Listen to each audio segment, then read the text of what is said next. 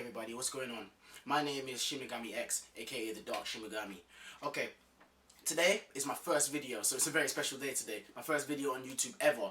So yeah, alright, so cut me some slack, be nice to me, but okay, let's get into the reason why you're here. Today I'm bringing you a Bleach chapter review, in fact, Bleach chapter 525, titled The Edges. Alright, let's get right into this.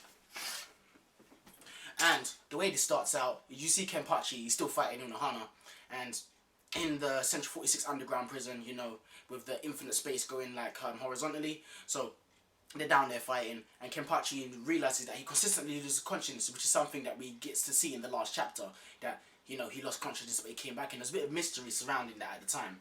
So, okay, he's fighting, but then he's noticing that he's falling unconscious every time he's fighting, but he enjoys it. And, because Kenpachi, he loves fighting, it says to him that, it's nostalgic. It's exhilarating to him. He gets a rush off of it. And it feels like he's reborn. So, he carries on fighting Unohana, coming back, losing consciousness, waking up, turning back to attack Unohana. And then, the panel changes. We see this image of this kid, this back of this kid with raggedy short hair. And we can kind of gather straight away that it's a kid Kenpachi. But, so, now, back into the chapter. You see Unohana in the Rukon district with two Shimigami, and they're out and about slaughtering people. They're on a mission as such.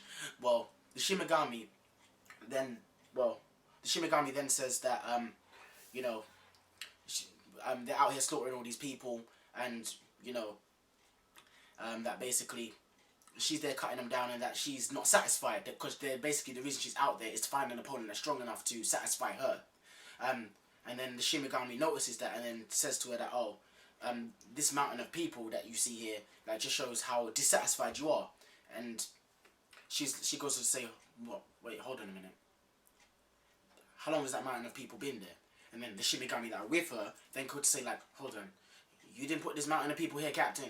And then the panel changes. And what we see, on top of the mountain of dead people, we see crawling and climbing a little kid Kenpachi with a Zanpakuto, looking badass, bigger than he is. Like, yeah. So he's just looking epic. So, he jumps down and attacks Unohana.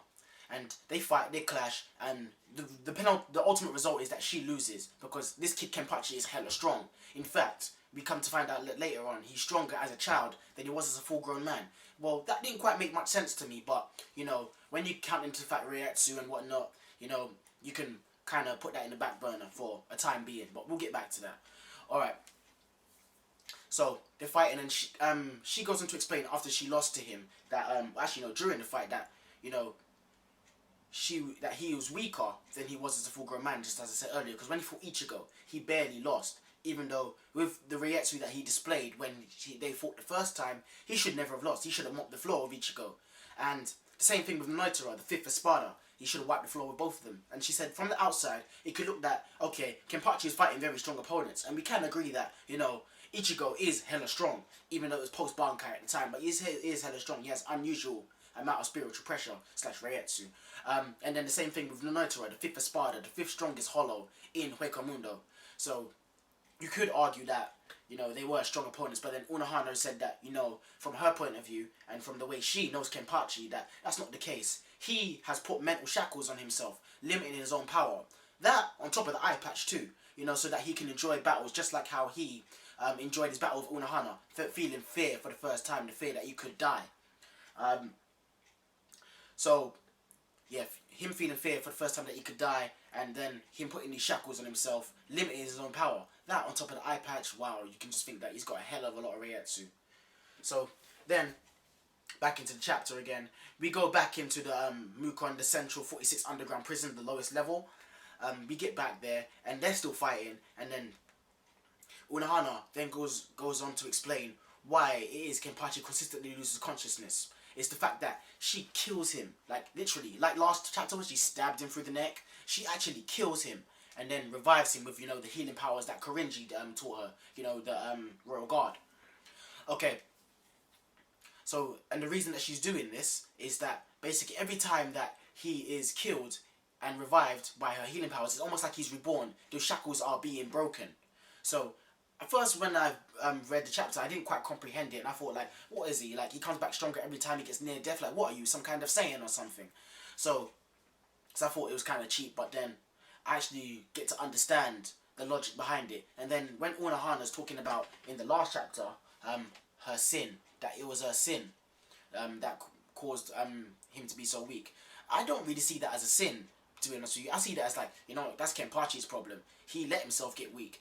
Unohana didn't personally say to him like, oh, you need to be weaker in order to enjoy your battles. That was just it was his choice.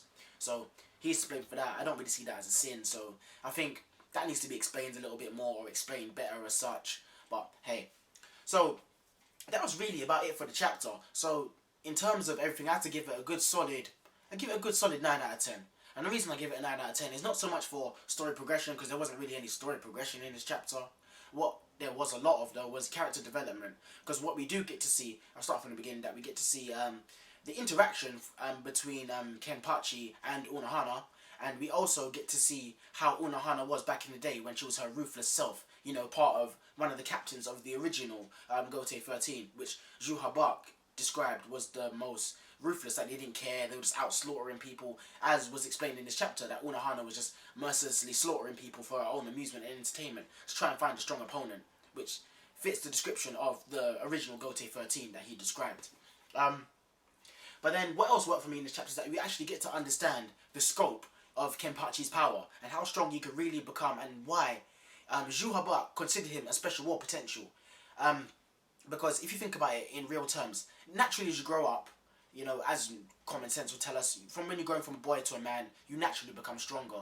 So to think that as a child you were stronger than you are as a full-grown man, but now you're a full-grown man with your muscles developed and whatnot, surely you should be stronger, but you put these mental shackles on yourself that has made you weaker than you were in that state. And then, even in that weakened state that you put yourself in, you then have an eye patch that absorbs your Reietsu to weaken yourself further so you can enjoy your battles longer. So how much of a freaking beast are you, Kenpachi? That's what you have to ask yourself. And you actually begin to see that, you know what, he really does deserve the title of Kenpachi, being the title and the name given to the strongest Shinigami. But hey, that's it for this review today, guys. And you know, let me know what you think. Hit me up in the comment section. Tell me what I can improve on. You know, my reviews will get better with time, but you know, just bear in mind this is my first video and I'm new to the YouTube community, so you know, show some love. And you know, I gotta give a shout out to the Elite Ace, because he inspired me to make Bleach reviews. So yeah, my reviews will get better, and you know, just hold out your boy, man. But anyways, until then, I'm gonna see y'all later. Take care and peace. Bankai.